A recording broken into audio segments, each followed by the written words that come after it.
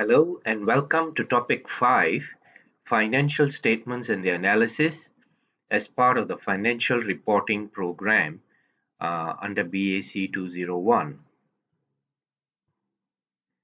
In this video, our learning outcomes are to understand the components of financial reports that are required by accounting standards which we have studied, and apply basic ratio analysis to explain trends, financial performance, and financial position of a business entity. Um, the accounting standards and the conceptual framework speaks of elements of business. These elements of business are often defined as the assets and liabilities of business. But if I was to take a broader definition, then there are three main pillars of business, which could be the leadership factors, the strategy factors, and then finance factors. Leaders set the direction for a business. Leadership must be strong, leadership must be focused. That is a kind of a prerequisite. Strategy, for all intents and purposes, is actually converting the leadership vision into proper action plans. I have put on this slide a picture of Jack Welch, who passed away just a couple of weeks back, and he was one of the guys who brought a lot of leadership wisdom and built a lot of shareholder value over the period of time that he was the CEO of GE, General Electric, one of the biggest companies in the world. But of course, our focus here is on finance factors, and we shall see how these are reported using the financial statements. The results of a business can of course be reported in an annual report. The section on financial statements has these 5 components in it. Firstly, the statement of profit or loss and other comprehensive income. Some companies break this up. They have a statement of profit or loss, and then they have a statement of comprehensive income. Some companies just call it a statement of comprehensive income.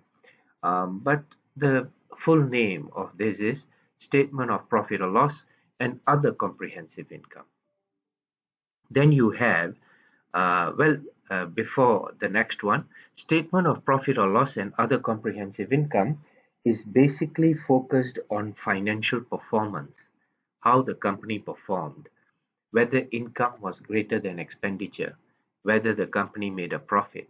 Then we have a statement of financial position, which just does that, which does let us know what are the assets used in a business and how those assets were financed. Previously, this was called the balance sheet. Then we have the statement of cash flows. We have another statement which talks about the current account of the shareholders of a company with the company. We call it statement of changes in equity. And a very important component of the financial statements are the notes to the accounts. They complete the information that we get in the statements.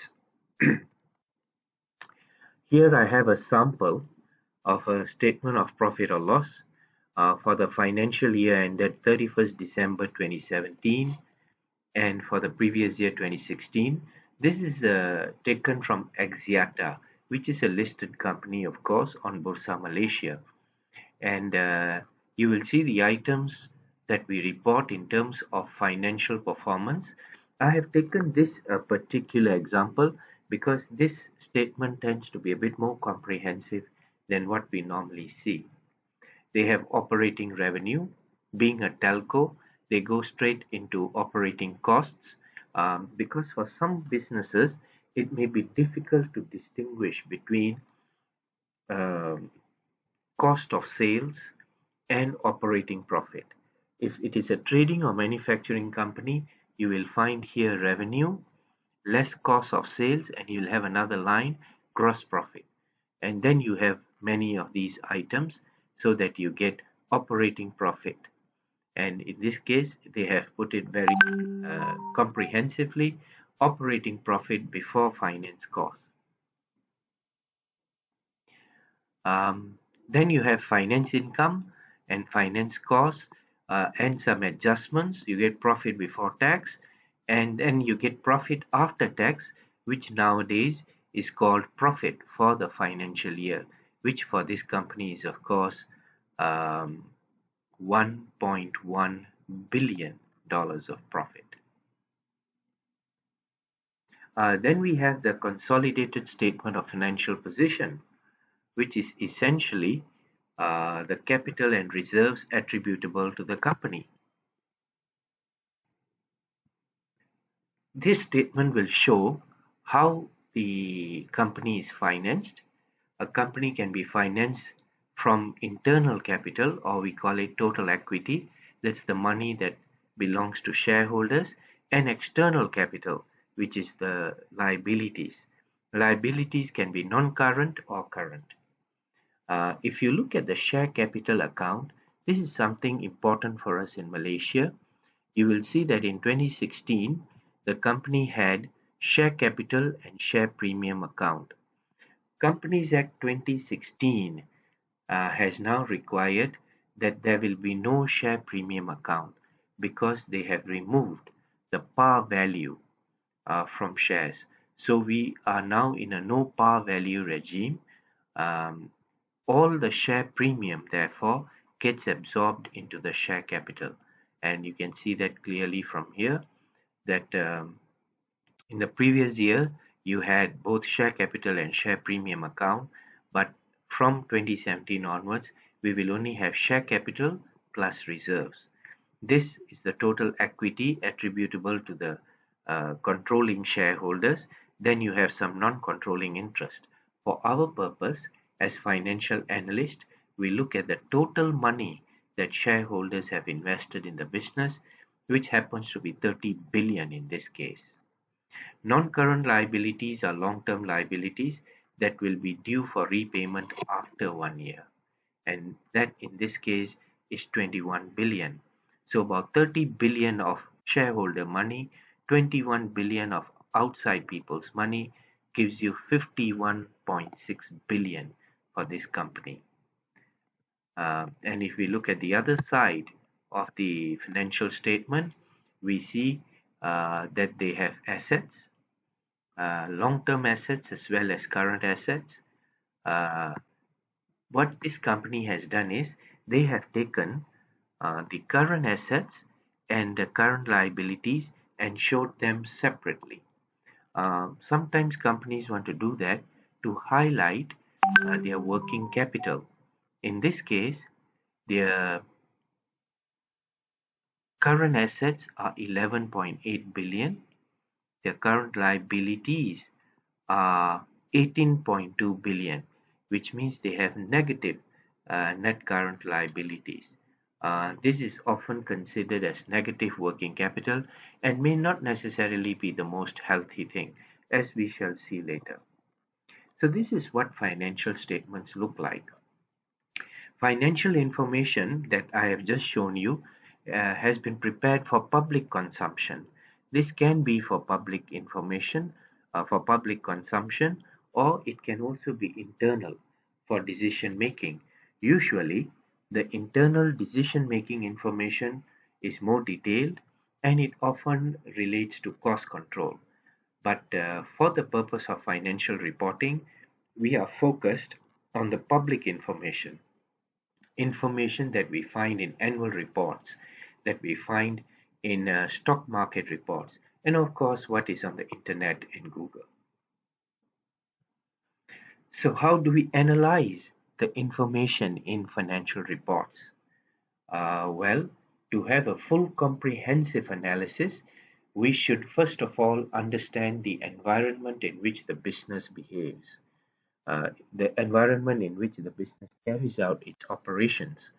For example, we need to know what is the sector, what is the industry, what is the geographical location, who are their key suppliers, how does the supply chain work, who are their key customers, which markets are they strong in. We need to understand all of these things before ratios can make sense. The important thing to remember for candidates looking at financial analysis is that the objective of the exercise is not to talk about ratios. It's not to explain ratios. It is to explain what's happening in the business using ratios as a tool. Then, of course, another good analysis is trend analysis. If you were looking at, say, 5 years of reports, you might see that there's a certain trend in the sales, there's a certain trend in profits, or you might find years where the trend is actually broken. And then that would be, of course, an area of investigation. You might want to know what was it that caused the buckling of the trend. Why did that trend either go up in a spike or come down? Usually this is because of economic conditions, and we are sadly going through one such systemic risk factor. Systemic risk is, of course, any one single factor that causes multiple ripples in different parts of business and economy. So this COVID-19 is a good example of systemic risk. Then there's another analysis that people do. They will take the statement of financial position, the balance sheet, and express each item in the balance sheet as a percentage of the total assets. Now, that's useful because it can tell you straight away how many percent of your assets are cash, how many percent of your assets are inventory, how many percent of your total assets are non-current, how many percent are current, and stuff like that. And then, of course, there's ratio analysis, which is what we're going to jump into right now.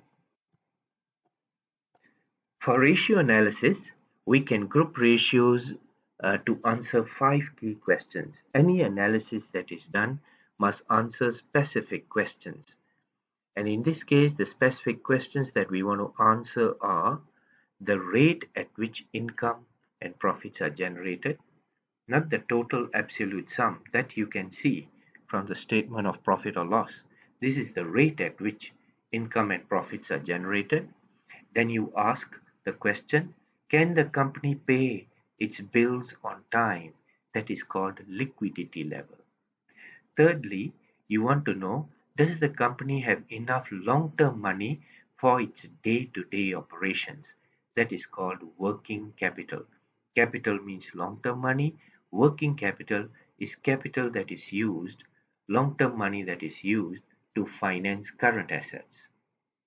Then, of course, we want to know if the company has borrowed up to a safe level and whether the shareholders are satisfied with the kind of returns that they are given or not. In profitability, there will be 3 questions to answer, and I would suggest that these ratios that I have given, you should test them against the downloaded annual report of any one of the listed companies on the stock exchange. It would be a good idea if you could go on to the web page of Bursa and identify the annual report. Actually, it is very easy to download annual reports. All you have to do is to go to Google search and then type in annual report of a certain company, and then you will get it. So here we want to find out, is the revenue generated per dollar of assets going up or going down? So we measure how much income we make for $1 in the assets. First question. Second question, for every dollar of sales that we make, what are the profits that we can get out of it? So now this profit can be either operating or net profit. Thirdly, you might want to know, for every dollar in the business, how much profits we are making. These 3 are the components that define profitability. So the difference between profit and profitability is this. Profit is the absolute value of surplus income. Profitability is the rate at which you generate income and profits. Then we have liquidity. Liquidity is basically ability to settle current liabilities on time. How are current liabilities settled? They are settled using liquid assets. To put it in layman's terms, a business person would settle their short-term bills based on the cash that they have in hand or in their bank account and the cash that they are going to collect from their customers. In practice, this is how all businesses pay their bills, based on what they have in their cash reserves plus what they are going to collect from their customers. So to test this, the two ratios that we work out are cash and cash equivalent, which should normally be more than 30% of current liabilities for most businesses. And then we work out the asset test. And you see, the asset test is basically this. Do we have enough cash and amounts of money that we're going to collect from customers, accounts receivable? This should be a dollar to dollar match at least of current liabilities. So for every dollar that we owe short-term current liabilities, we should have a dollar or a bit more of cash and what we are going to collect from customers. And that's a very simple common sense rule to apply. Working capital is a misunderstood word. Many people think working capital is short-term money. No, it is not. Capital means long-term money. Working capital is so called because it's long-term money used for short-term purposes, used on a day-to-day basis. Basically, long-term money used to finance the current assets. That's why this ratio is current assets divided by current liabilities. How do we know whether we have enough long-term money funding our current assets to give some stability to the business?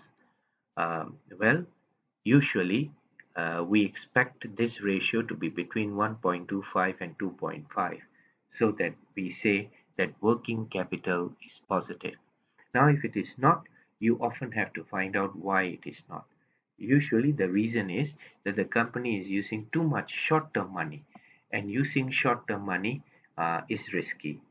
A company should have sufficient amounts of long-term funds for its day-to-day working requirements, so that if there is any disruption in the normal cash flows, we still have a buffer of long-term cash.